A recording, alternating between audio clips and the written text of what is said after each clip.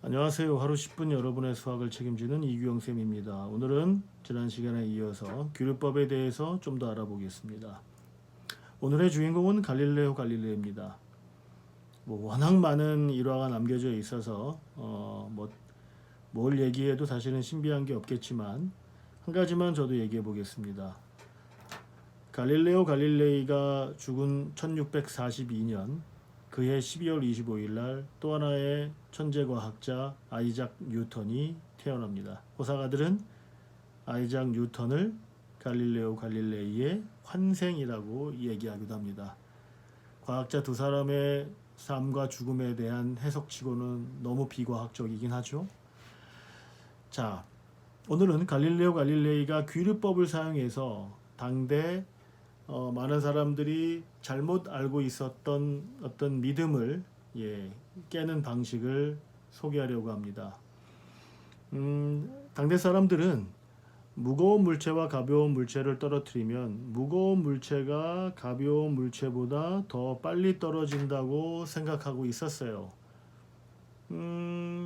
직관적으로 사실은 너무 당연해 보입니다.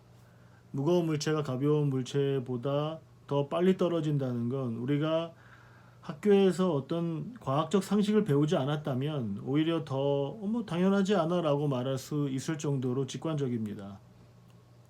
하나 갈릴레오 갈릴레이는 직관적인 사람이 아니죠. 그는 실험 중독자였고 실험과 관찰에 의해서 보여지지 않은 사실들을 믿지 않았습니다. 그런데 그가 이 부분에 대해서 실험을 해도 예를 들어서 실제로 피사의 사탑에서 물건을 떨어뜨렸다는 사실은 없다고 합니다. 여하튼 실험은 피사의 사탑이 아니라 어디서도 할 수 있으니까 그는 수많은 실험에 의해서 무게가 다른 두 물체의 속력이 낙하 속도가 같다는 걸 알고 있었어요. 실험을 통해서요. 관찰을 통해서요.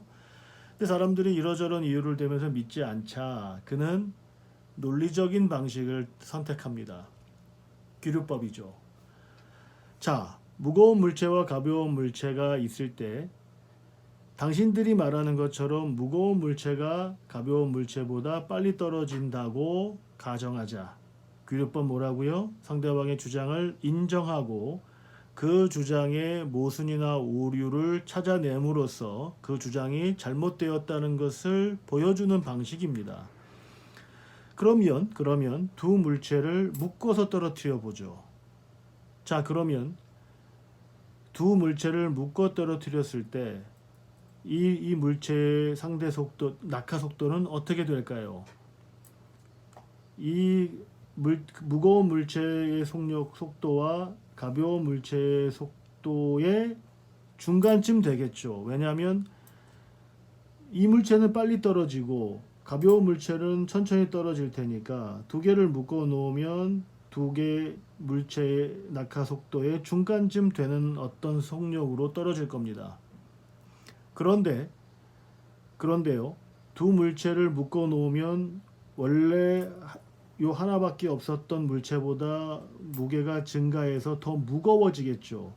그러면 앞에서 우리가 가정했던 무거운 물체는 빨리 떨어진다. 가벼운 물체보다 빨리 떨어진다는 가정에 의해서 요 두 개를 묶어 놓은 물체는 요 하나보다 더 빨리 떨어집니다.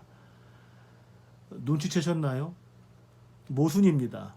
하나의 사건에 대해서 두 가지 해석이 나온다는 거죠.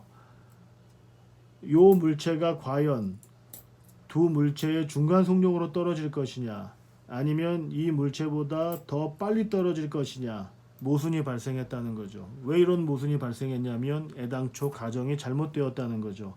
무거운 물체가 가벼운 물체보다 더 빨리 떨어진다는 가정이 잘못되었기 때문에 두 물체의 낙하 속도는 같다라고 결론을 내렸던 것이죠. 자, 오늘은 갈릴레오 갈릴레이가 규律법을 통해서 두 물체의 낙하 속도는 같다라는 걸 어떻게 증명했는지 보여드렸습니다. 내일은 셜록 홈즈가 규律법을 어떻게 사용했는지를 설명해 보겠습니다.